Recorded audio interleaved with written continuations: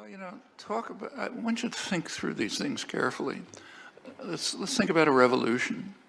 I mean, if a revolution is going to be at all constructive, not just establish some horrible dictatorship worse than you happened, there's only one way it can come about.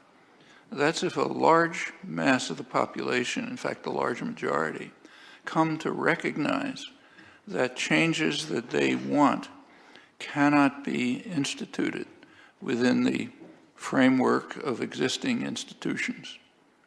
That means that if you're a real dedicated revolutionary, you're a reformist. There's no conflict between reform and revolution. What you want to do is press the institutions as far as possible to yield to just popular demands. And if the population comes to recognize, look, it can't be done anymore, okay, then you can talk about a revolution, but not before.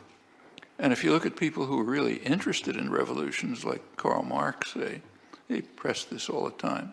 In fact, he even believed that in England, country that the freest country of his day, parliamentary system in England, the United States, might be possible to establish a communist revolution without any violence at all, just by pressing forward within the framework of the institutions that they have.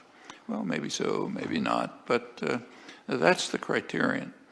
So I think, just again, endorse what Juan and Amy said. You have to try in every possible way to bring the changes, bring about the changes that we think ought to be made by means that are available. And going back to Occupy, I agree with Amy, it was a tremendous achievement, but there's a gap. The 99% have to participate, and that hasn't been achieved. And that's pretty important. It's good to bring it to public attention, put it on the national agenda, get people to think about it, but that's only the first step. The next step is to engage the 99%, and that's a hard task, just as it has been with every popular movement.